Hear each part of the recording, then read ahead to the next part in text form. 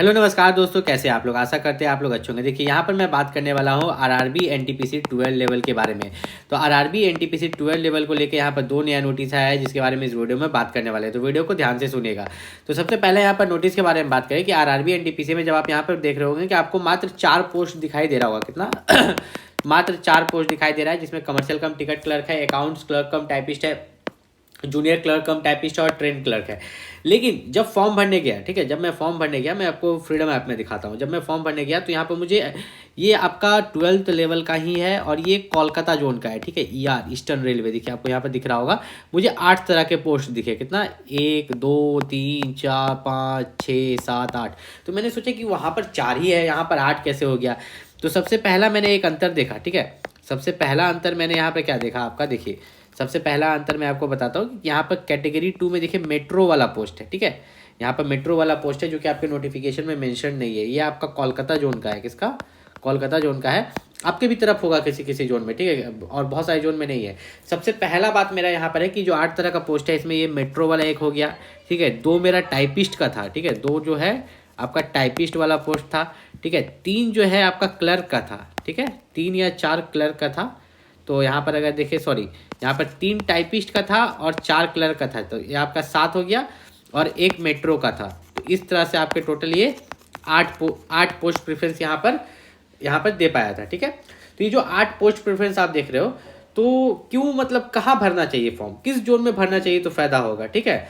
तो मैं आपको एक चीज़ समझाता हूँ। मान के चलो कि यहाँ पर 8 पोस्ट प्रेफरेंस हैं, वैकेंसी भी अच्छी खासी है, ठीक है, इस जोन में वैकेंसी भी अच्छी खासी है। एक एग्जाम्पल लेते हैं, इसको हटा देते हैं। मान लो कि एक जगह जो है आपको जो पोस्ट प्रेफरेंस मिल रहा है, 2 पोस्ट प्रेफरेंस मिल रहा है, ठीक। और जो वैकेंसी है, मान के चलते कोई भी जोन, वैकेंसी अगर देखें यहाँ पर तो 300 है, ठीक। और कहीं पर आपको 8 पोस्ट प्रेफरेंस मिल रहा है और वैकेंसी भी अगर आप देखने जाओ तो वैकेंसी भी लगभग यहाँ पर 600 है।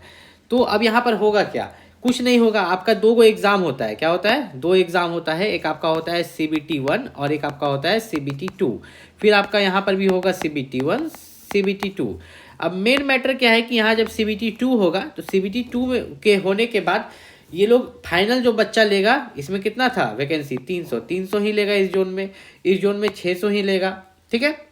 उसमें भी क्या है कि अगर आप जिस कैटेगरी से उस कैटेगरी का उतना ही बच्चा को लेगा। तो जहाँ पर ज़्यादा है, यहाँ पर टॉप 600 बच्चा को लेगा, ठीक, टॉप 600 बच्चा को यहाँ लेगा और यहाँ टॉप 300 को। तो कहाँ फायदा है फॉर्म भरने में, यहाँ पर जहाँ पर ज़्यादा वैकेंसी है। तो कुछ मत सोचो, जहाँ पर भी ज़्यादा वैकेंसी है, ठीक है, आपके आसपास के जोन में, जैसे कि मान लो आप पटना में रह रहे हो तो आप पटना के आसपास के जोन में, कोलकाता जहाँ है ज़्यादा वैकेंसी है वहाँ अप्लाई कर दो। दिल्ली तरफ रह रहे हो, जहाँ ज़्यादा वैकेंसी दिख रहा है आसपास के जोन में, वहाँ अप्लाई कर दो और मन लगा के तैयारी करो, ठीक है।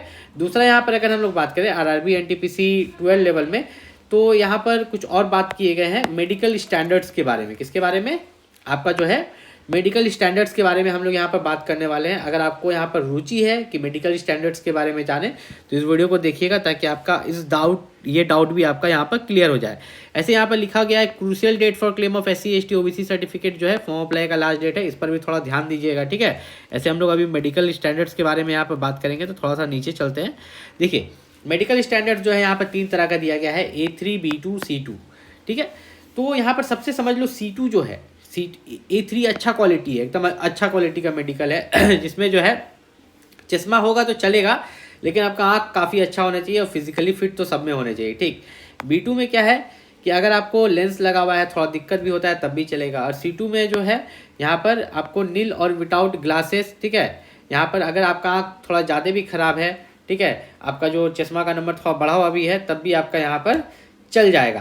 तो यहाँ पर जो आप मेडिकल स्टैंडर्ड्स देख रहे हो, तो A3 में थोड़ा आँख बहुत अच्छा चाहिए, B2 में कैसा चाहिए वो भी बता देते हैं। A3 में आपको 6/9 होना चाहिए, डिस्टेंस विजन, नियर विजन 0.6 होना चाहिए।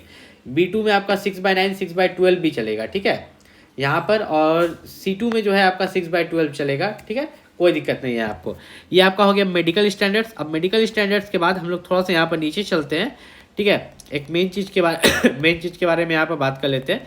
थोड़ा सा नीचे अगर यहाँ पर आ जाए तो यहाँ पर आप देखिएगा जो आपका एग्ज़ाम है, ठीक है, आपका जो ये एग्ज़ाम है तो CBT 1, अभी तो सबसे पहले आप इसी की तैयारी कीजिएगा। तो ये कब लिया जाएगा, ज़्यादा नहीं, 2 से ढाई महीने के अंदर में ये एग्ज़ाम आपका ले लिया जाएगा।